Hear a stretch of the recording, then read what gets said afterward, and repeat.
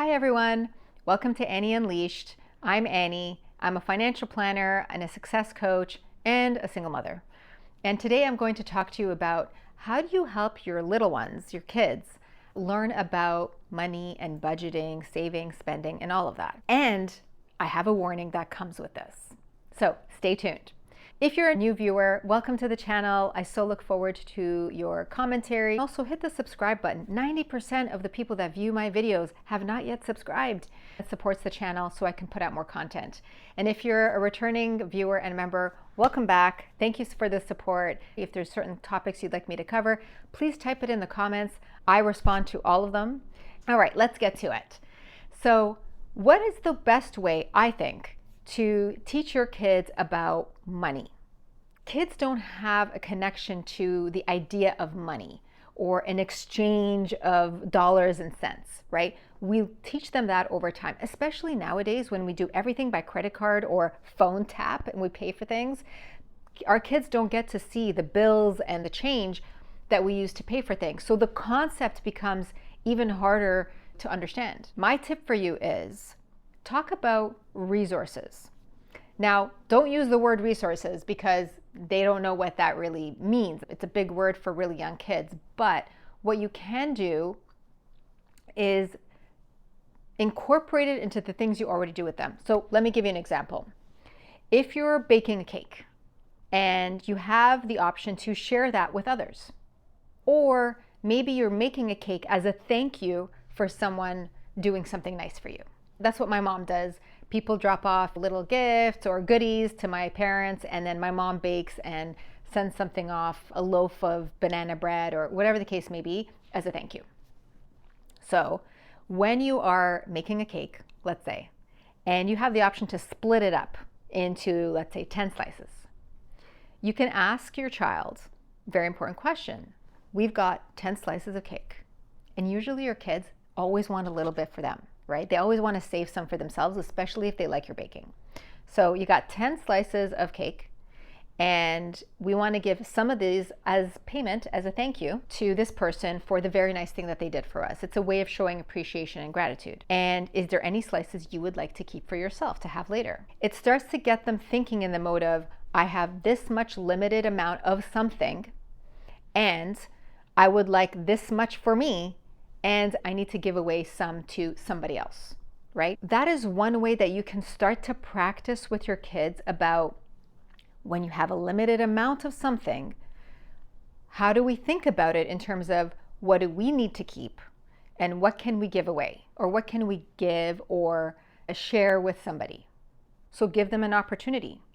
You could do it with money and gift cards too. So if they get a gift card as a birthday gift or for Christmas, go with them with that gift card to that store and help them figure out with this set money amount on the gift card what they could buy, and stick to the limit, because the kids need to experience the decisions around, I've only got this set amount of money on the gift card, and therefore I need to figure out what I can afford in this store. And if I can't afford this thing that I really want because it's over the limit of the gift card, what can I figure out as a result? How can I be resourceful? Do I ask mom or dad or whatever family member I'm with, hey, can I ask them for money? Can I borrow the money? Or do I then decide I'm gonna figure out how much more that I need and then bring that with me next time? Just allow them to explore all these decisions and just be there for them as they're trying to figure out different ways to do it, okay? Now, my warning here is be very aware of how you are thinking and acting in terms of your resources. Be very careful about how you influence your thoughts around money onto your kids. When we were growing up, we didn't have a lot of education around money management and saving and spending, and maybe you still don't know a lot about how money works or how to spend it, how to save it, how to invest it, what is insurance, what is financial planning, right? And if that's the case, then you may not feel fully confident or equipped to teach your children, especially when they're really young, about money. But what you can do is be a safe space for them and just provide opportunities and just observe. Just be there for them as they work through their decisions and learn from them. That's it. If you're in scarcity mindset, you're going to show and teach your child that, ooh, I don't have enough flour, I don't have enough sugar, I don't have enough butter to make this cake. I only have a limited amount. So if we're gonna have this cake, let's just have it for us, right? We don't know when the next time is that we'll have cake. And that teaches your child your programming of, oh, I just have enough of this. I better hold on to it until there's no more left. And because I don't know when the next one is, so I'm just gonna hold this tight for as long as I can. The abundance mindset is, you know what? We'll get more butter, we'll have more flour soon.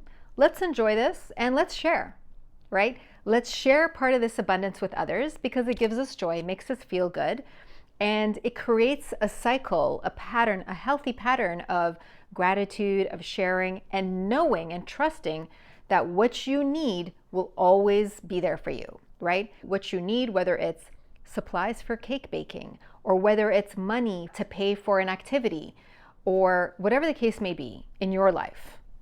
The abundance mindset is, I've got as limited a supply of something, I need this much, and I'm happy to share the rest. And it will come back to me tenfold. Maybe not from the same person, but in some form of action, appreciation, maybe money, or some form of resource.